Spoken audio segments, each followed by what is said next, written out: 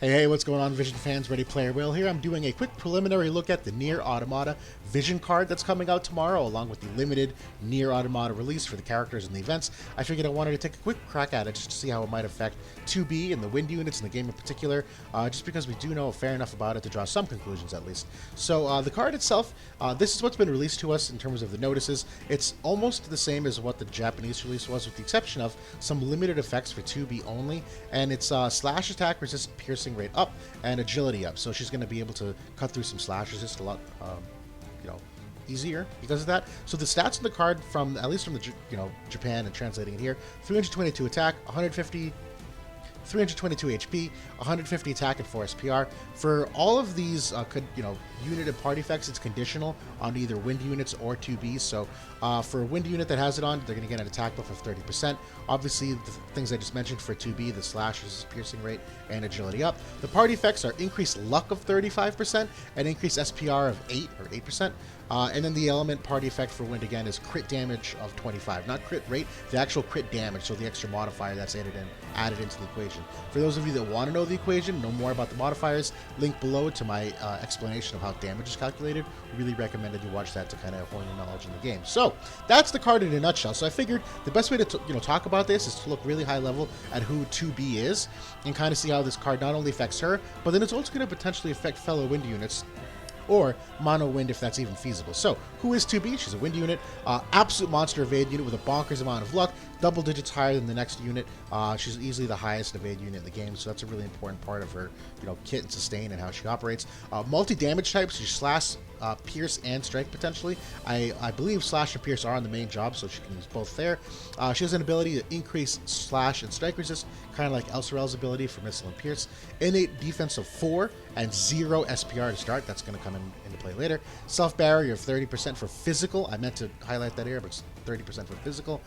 Decreased healing power ability, decreased enemy strike and slash ability, at least decreasing the modifiers. Status ailment potential, she can inflict confusion, slow, and blind. And then the resist, there's actually a typo on here. I'm sorry, there's no typo. Typo later. 10% slash, 10% strike, 10% missile with a negative weakness to pierce and matching. Finally, mobility of 3, jump of 2. Okay, so that's BAM! Her in a nutshell. I don't know exactly how it's going to change the balance of the game currently, but we can kind of feasibly draw some conclusions, at least on how the Vision card will enhance this. So, how does the Vision card affect 2B? Gives her 12 SPR instead of 0. Right off the bat, that's actually a really important buff, particularly because she's got the -5 magic resistance, so that's important. Far more offensively potent with the attack buff of 30% and the crit damage of 25, in addition to the pending slash resistance piercing rate as well, where obviously going against slash resistant heavy units, she's going to cut right through that. But the attack buff of 30%, the crit damage of 25 and the modifier, really important to damage output as well. Basically replace the Secrets of the Heart for luck. So Secrets of the Heart to this point has been an absolute must-have for any evade comp. It boosts the party luck of 50%. Now this only boosts it for wind units 35%. That being said, I think we're past the days where you're building a full team of evade units. To me, you're going to have one cancer evade unit, or maybe 2, someone who can benefit from it. But basically, my calculations off of the Astrologian card, which came out a few weeks ago, of the attack of 30% versus Ifrit of 50%. I did some math behind that, and the long story short is these percentages, they scale off the character's base attack, not their total. So in terms of how much it actually affects the stats materially, there's not as big of a drop off between 50% and 35% as you might think, particularly because 2B already has fucking jacked up evasion rate to start with. So while some units really do need the extra 15% because they need to get to that threshold of evasion, 2B is already so high that the drop off from 50 to 35 really isn't all that significant for her. So that's a pretty good thing to keep in mind.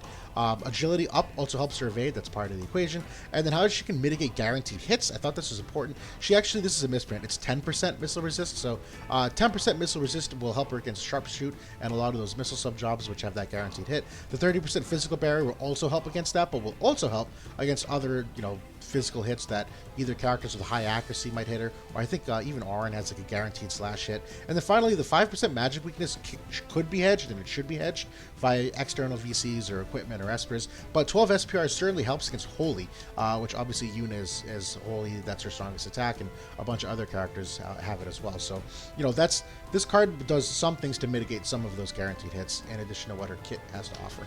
How does it affect win comps overall? So again, these are the party effects, and this only applies to win. wind. I also have here just a small chart. This is the vision cards that got element buffs in the anniversary update that affect wind units. So I have highlighted the top 3 here, which I think are like the most applicable party buffs in terms of what they got from the anniversary.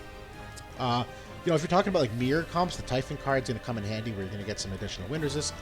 Crit rate is obviously going to help more critical hits, which is going to help get this critical damage incurred more often. And like slash resist here, obviously 2B is kind of like an anti-slash where she can cut right through it and she can also gear against it. So there's a few things to play with here in terms of what you might pair this vision card with if you're going for a mono wind comp. That being said, I don't really think that's feasible, at least not yet, given who's here and who's got like X upgrades, because there really isn't like a good source of hate generation, so it's to me going to be tough to make a mono wind comp. I know Dario is feasible as a magic tank in some situations, but by and large the other MR wind units aren't very practical or seen, you know, used often enough to really do the job well. That being said, if you look at this, like, yes, we have 2 healers. We got some really great DPS with a bunch of variety in how they attack between Howlet, Lucia, Uldoa, and now adding 2B into the mix.